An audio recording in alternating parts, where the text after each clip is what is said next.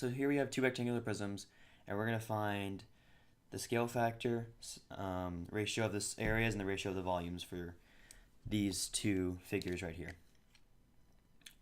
So to find the scale factor, we're going to use the corresponding sides and figure out how much bigger this one is from this one, or how much smaller this one is from this one. And to do that, we're going to take these corresponding sides and divide them. So I like using the new one divided by the old one. So this one divided by this one, and then this one divided by this one, and this one divided by this one. So a scale factor would be 42 divided by 14, or 18 divided by 6, or 24 divided by 8. And the problem told you that these two were similar, so these are all going to be equal, and it's equal to 3. So our scale factor is 3, going from this one to this one, because this one's bigger, and our scale factor is greater than 1. Alright, next we'll find the surface area of each of these. So the surface area of this one is going to be the lateral area plus the base, and since we have a rectangular prism, the lateral area is going to be the perimeter times the height. And the perimeter of this one is this side times 2 plus this side times 2, which is 28 plus 12, which is 40, times the height, plus the area of the two bases. And since there's two bases, we're going to take the area of this base and multiply it by 2, which would be 14 times 6. And our answer is, let me get out a calculator, 40 times 8 plus 2 times 14 times 6 is 488 units squared. And I didn't give a unit, so it's just going to be units squared. Alright, now for this one, same formula, lateral area plus the base. Perimeter is 42 times 2, so it's 84 plus 36. The perimeter is 120 times the height, 24, plus 2 times the bases, so 2 times 42 times 18, and this gives us 20 times 24 plus 2 times 42 times 18. And we get 4,392. And now for the volumes. The volume is just length times width times height. So length times width times height, which is 14 times 6 times 8, which gives you 672 units cubed.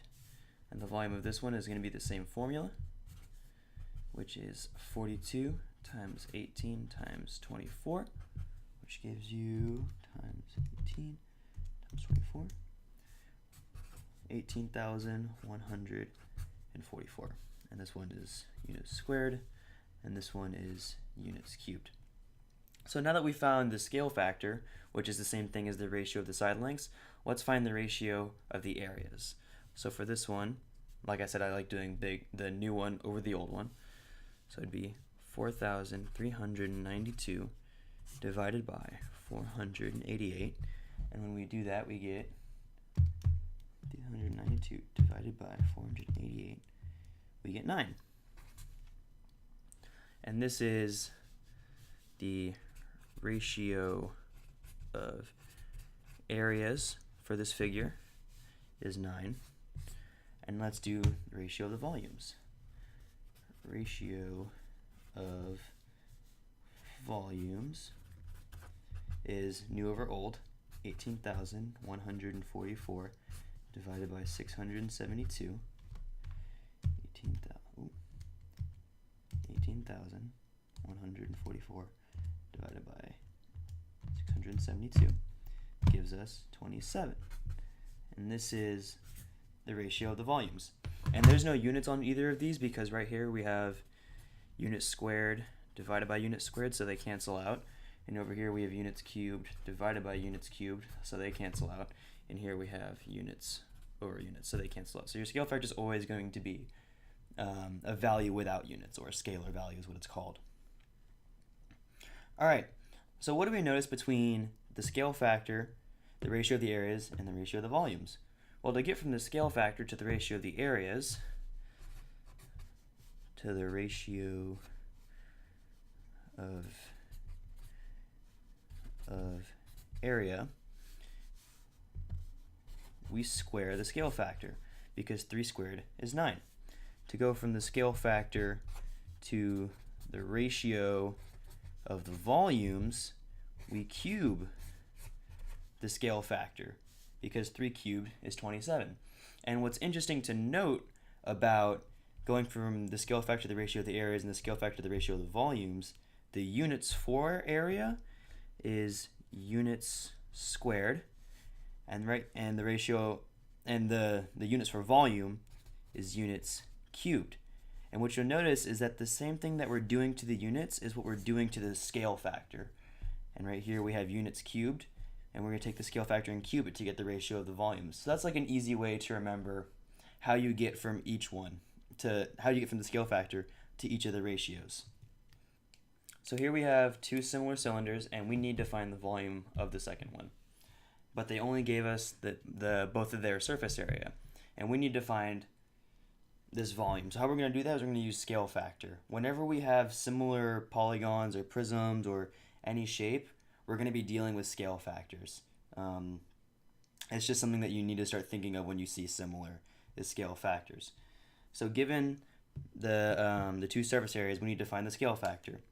And how we do that is we're going to divide the two. We have this surface area and this surface area, and I'm going to do new over old, because that's how I like doing it. So I'm going to say the ratio of the area is new over old, 700 pi inches squared divided by 1008 pi inches squared. The pi cancels out, the inches squared cancels out, and we're left with 700, using the trusty calculator, divided by 1008. We're left with 25 over 36. All right, so now we have the ratio of the areas. And how do we go from the ratio of the areas to the scale factor? Well, we know the units on surface area are squared. So that means that we took the surface area and we squared it, or the scale factor, and we squared it to find the surface area, the ratio of the surface areas. So we need to take, in order to go backwards from that, we need to take the square root of the ratio of the areas. So that's what I'm going to do here. We're going to take the square root of this, and that's going to be the square root of 25 divided by the square root of 36, which is going to give us 5 over 6, and this is the scale factor. So what I did there is I had the ratio of the areas, and I know that to get from the scale factor to the ratio of the areas, we have to square it. So in order to go backwards from that, I took the square root of the top and the bottom. So now we have the scale factor. And now we need to get from the scale factor to the ratio of the volumes. Well, the units on volume is inches cubed, so I'm going to cube this scale factor to give us the ratio of the volumes, which is 5 cubed is 125, and 6 cubed is 216. I'm going to double check that. 5 cubed, 6 cubed. Yeah, that's right. So now we have the ratio of the volumes. And once we have the ratio of the volumes, that's the hard part. Now we just need to set up a proportion to figure out this missing volume. So I'm going to set one side of this equation as the ratio of the volumes, 125 divided by 216, equal to, and I did new over old, and this is why it's a good thing. It's a good idea to however you usually set up your scale factor, is just to keep it constant instead of just doing big over small. I'd stick to new over old or old over new. That way you don't get confused about this part. I did new over old, so that means on this side of the equation I have to do new over old. So I'd do volume divided by the volume that we do have, 1,728. And here you can cross multiply, but I'm just going to multiply both sides by 1,728 because that would get rid of the denominator part of that. So 1,728, these would cancel out, and I'd multiply by 1,728 over here, and I'd get that the volume equals 1,728 times 125 divided by 216. And our answer is 1,000 inches cubed. And that's our answer. That's how we got this volume right here.